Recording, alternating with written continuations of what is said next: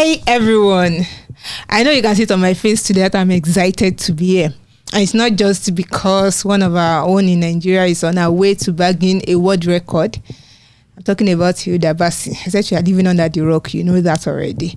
But I'm excited about Lagos Startup Expo that is just a few days away, like less than 2 days away. And we've been talking about it for months, and it is just surreal that it's coming up already. I'm looking forward to the gathering of people and entrepreneurs and idea makers and innovators that we are bringing together in Lagos on Saturday.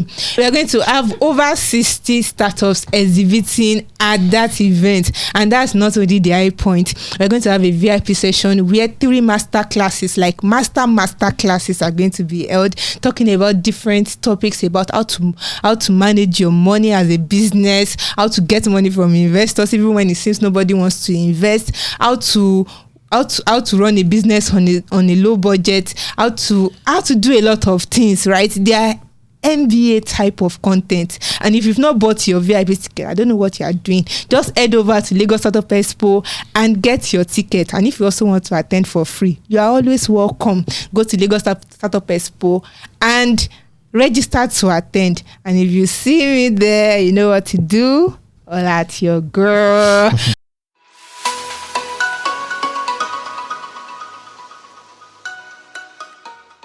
With me here today is Bolu and Chimgozirim. Yep. And we're going to be doing a lot of things quickly. Sharp. We don't want to waste your time, you know? Yeah. Yes. Hopefully. This sounds more like good news or a good step in the right direction when you hear startups gaining grants into where even traditional establishment have not been able to gain grants into. It's always good news, and that's Sim Shagaya's most recent endeavor.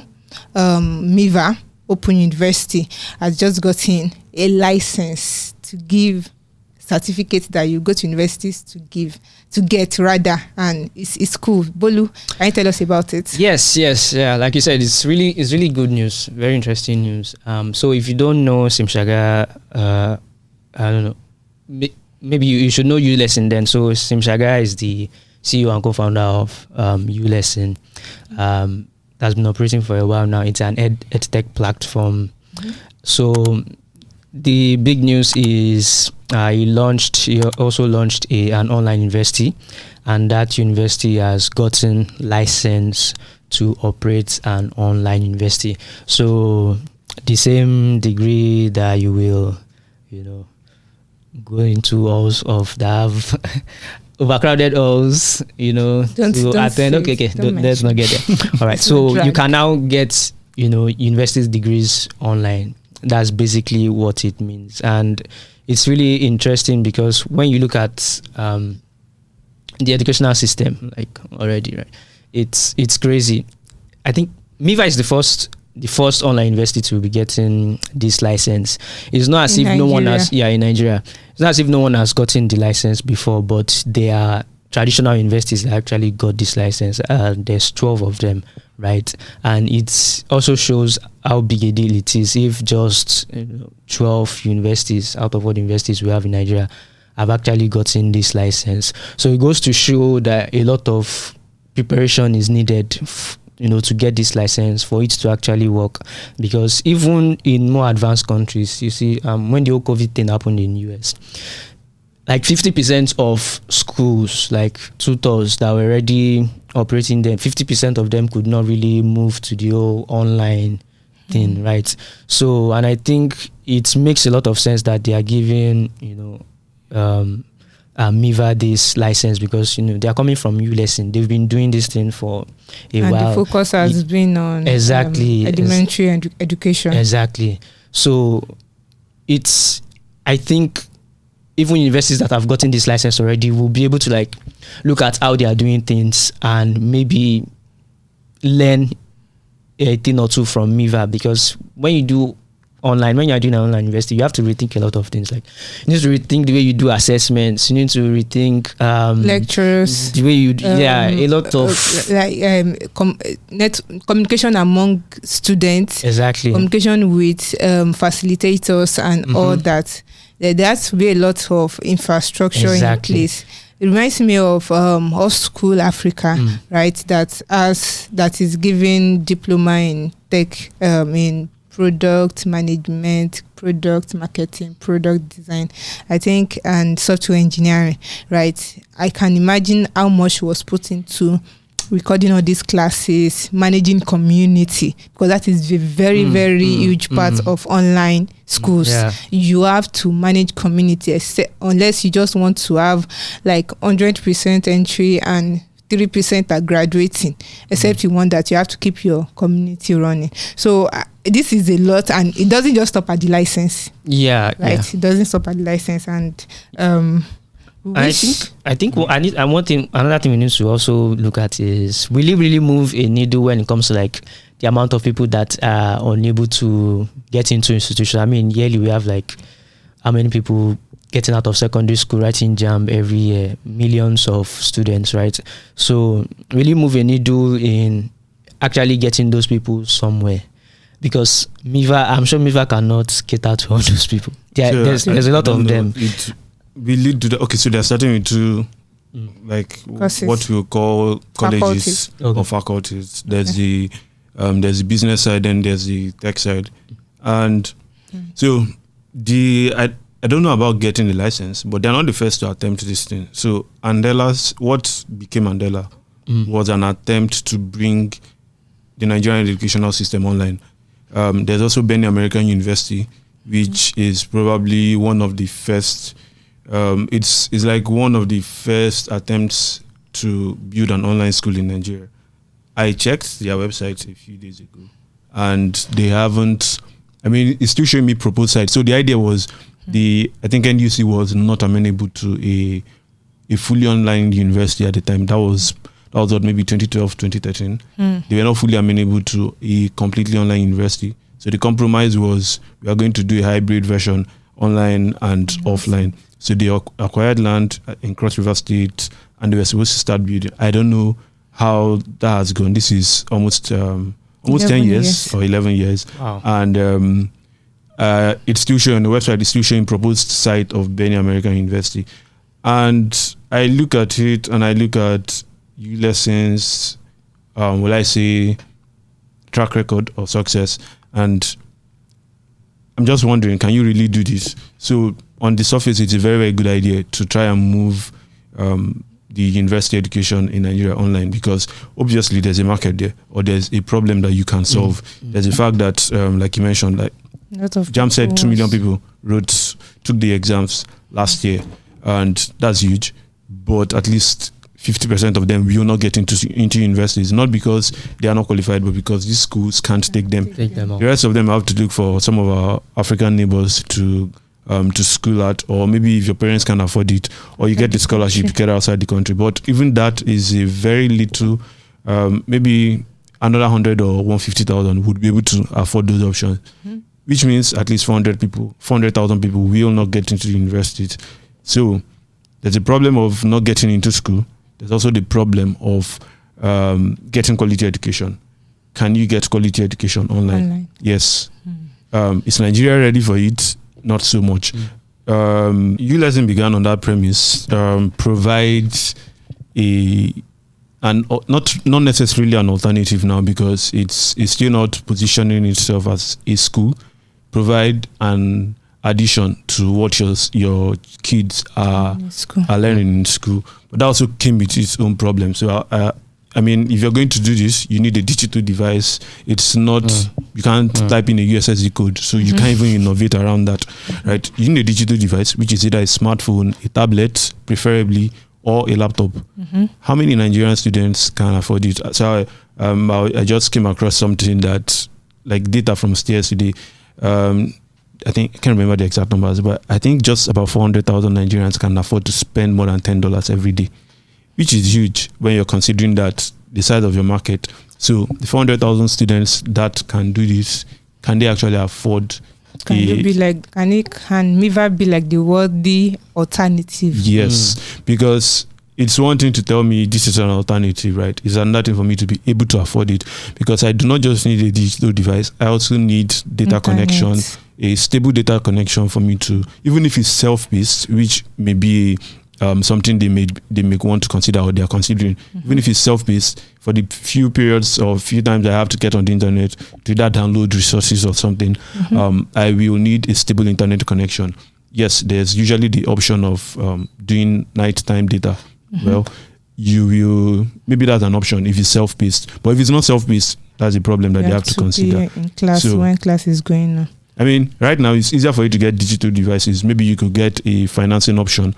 But if you're a student, except your parents have a source of income, it may still be difficult for you to get these devices. So now that's one problem. There's also the challenge of acceptability. I think one of the reasons that Open universities. I mean, people go to Noun. Yeah. National Open University. People go to Noun, right? I don't recognize that they will graduate. So there's this tier, or maybe this, I guess it's an unspoken rule.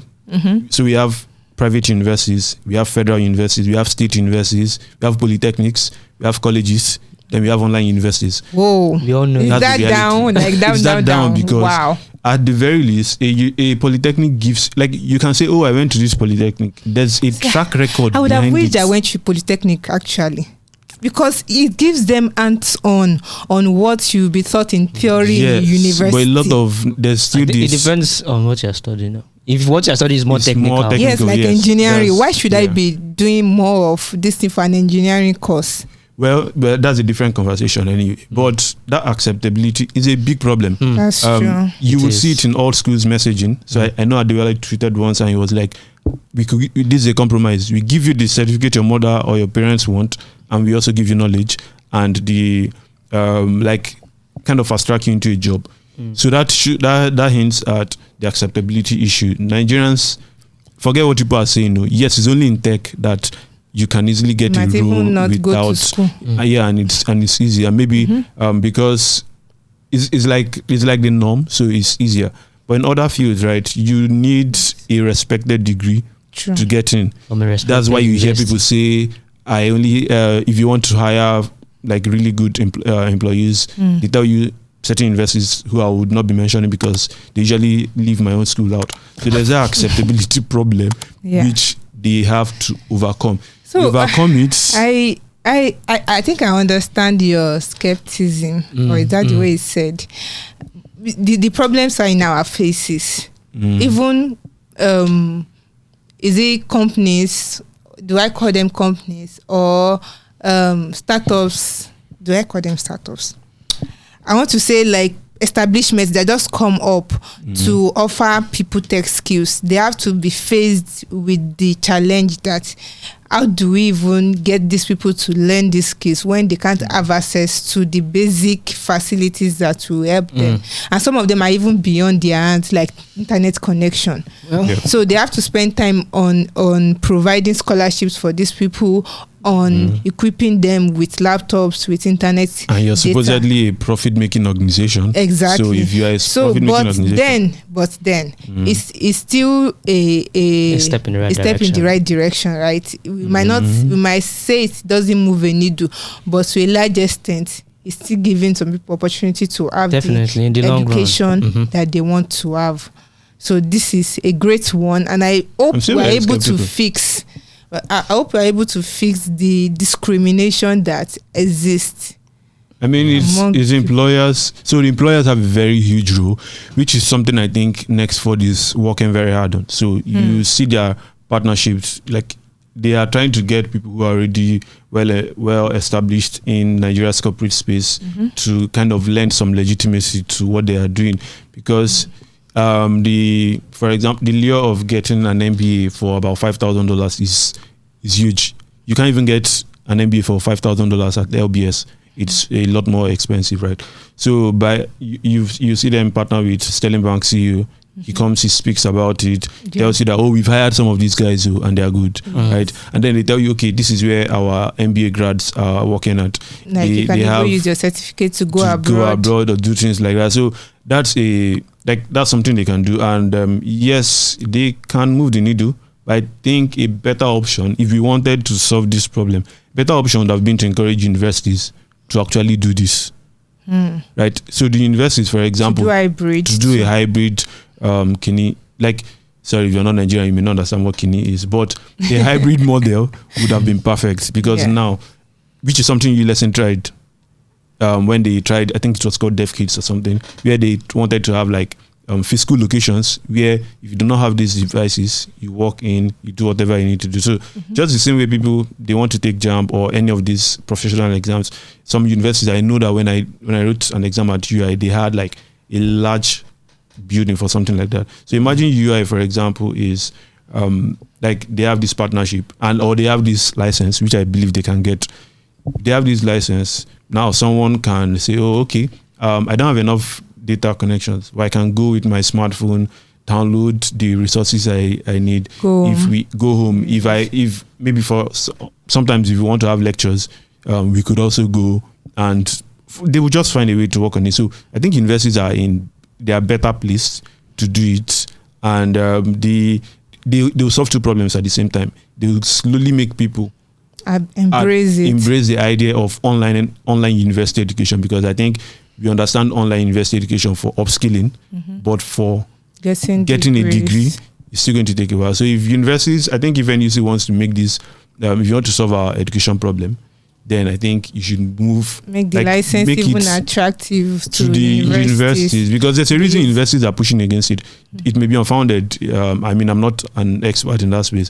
Their hesitations may be unfounded, but I think if you want to do this, get the maximum results, then use them. They are giving me signals that I should stop talking. Yeah, I think that was something we needed to talk about, because whether we want to admit it or not, it's a problem that exists. And seeing one of us, in quotes, going in that direction, and despite all we've mentioned, is a good thing. Let me take a quick stop from there and just talk about what I don't like talking about, which is layoffs, right? Vodafone have laid off another 11,000 people, like back in the trenches, and it's always very saddening to hear it. But the communist world that we are in, and the company needed to do that so that can improve the company's performance, that is, so that they can have enough resources to compete with their rivals, and also improve the experiences they give to their customers. And it will affect the company in different countries like DR Congo, Egypt, Ethiopia, Kenya, Lesotho, Mozambique, and South Africa. And it is what it is, right? Vodacom is a South African company, and I don't want to talk about it. It's sad, so we are going to move on. But this is one of the conversations that I bring up in the Workaholic, the newsletter that covers subjects like this, that talk about labor, that talk about layoffs, that talk about automation in the workplace, that talk about workplace dynamics, and every other thing that you can think of as it happens all over the world. I just start the conversations, and we can continue from there. We'll drop a link that you can subscribe to. Yes, from there we move to MTN. MTN is rechristening one of its subsidiaries because of the general goal. If you remember, when MTN changed, they did not change the color from yellow, but they changed their logo, what we've always been used to since we were growing up. We had to deal with it. Now, that was sad, man. Yes, it was, because that's if we're saying something that you... No, like it felt like a significant part of you was being taken away. Exactly. Like a tough breakup, a friendship breakup. Sorry. Right. But then the reason they did that was to put it in our faces that we've moved on from just being a telecommunication company to becoming a technology company. So there's a renaming going on to one of his subsidiaries, and Shingos Jim is going to tell us about it. Yes, so GlobalConnect, or what used to be MTN GlobalConnect, will now be known as Bayobab, or Bayobab, or Bayobab, or Balab. No, I was not in the studio when this happened. But yeah, they are changing their name, and the mission remains the same. I mean, so GlobalConnect, or what used to be GlobalConnect, is MTN's house for the for its fiber businesses. So they'll still be continuing with that vision, and the idea with going for that name, or going with that name, is that they'll be powering life in Africa. So as you may know, MTN's I think their tagline used to be everywhere you go. Mm-hmm. So this is like another branch of everywhere you go. So now they want to power everything, whether it's your calls, whether it's your internet services, whether it's maybe as a business powering connectivity for you, but basically powering life in Africa. So yes, that's the rebrand. I think we need to have a conversation about rebrands. Why do brands do that? And yeah, because a lot of African startups have done a lot of rebrand in the last 2 years. So yeah, but yes, that's the story from me. One shocking one came to mind that I see I've not wrapped my head around till today, but let's move on. Yes, the fintech today is another newsletter you would want to subscribe to, where we talk about everything about the financial space in Africa, not just startups. We talk about things that are going on in the space, talk about trends and new adoptions in the space. So you should also subscribe to that newsletter, Fintech Today. The link will be in the description. Yeah. We had something that Nigeria's communications regulator just gave banks go ahead. Is it banks? No, it gave telcos go ahead, right, to cut any connection between them and banks that are owing them. As you remember, sometimes last year, NCC reported that banks were owing telcos up to a tune of 18 million naira. Or is it 800? I'll confirm that. I'll confirm that in a bit. I will give you the information. Don't worry.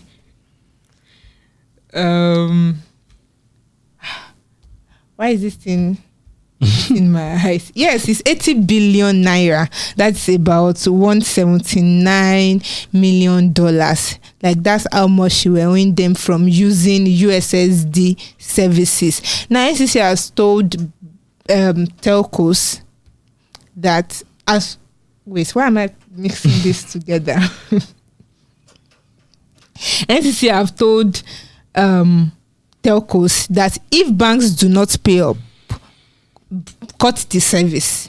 Like, don't allow them to use USSD. Whether I think the USSD that actually requires payment is when you want to when you want to access any financial service, like you want to recharge, or you want to send money, or you want to pay a utility bill. All those things that you do with USSD, they actually incur a particular amount that the bank is supposed to remit to telcos. Yeah, it's like for every call you make. Yes, it's called a call. We call it a call for every call you make with your star 901, for instance. Star 901 for Access Bank, for instance. There is a charge that goes with it, and the bank is supposed to remit it to telcos. Now, between that last year and this year, that amount have accrued up to 120 billion naira.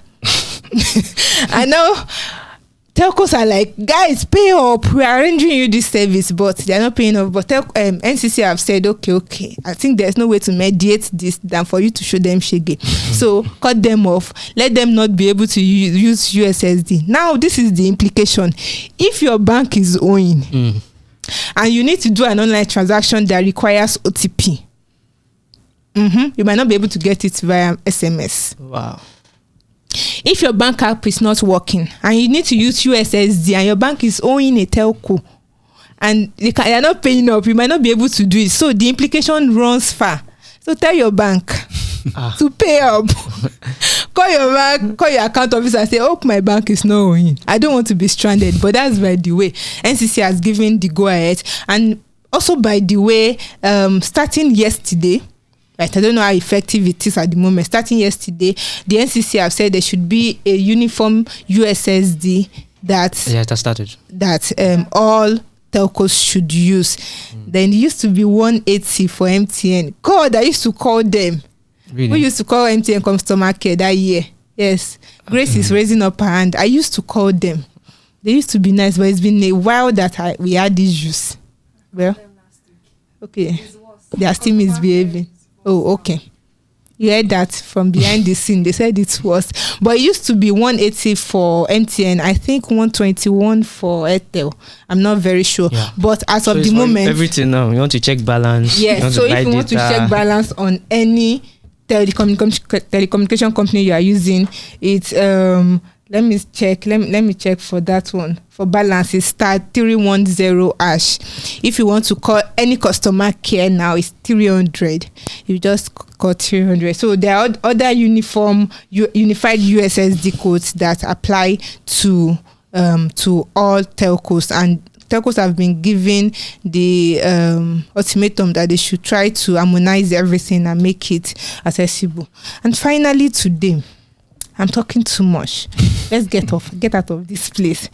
Let's talk about Nigeria digitizing certificate of occupancy. The process, like the same way it came as a shock to us when, not like a shock, it was welcome when they said you can apply for your PVC online, for instance, or you can apply for your driver's license online and finish the process online. All those things. Now you can start the process of getting your certificate of occupancy for your property or for your landed property online. And this was announced by the Minister of Works announcing, Babatunde Fashola. It's like you can get your C of O online, and for anything, when you say you want to make something digital, it's trying to solve the problem of all the steps you have to go through to get it, to make it less cumbersome. But from past experiences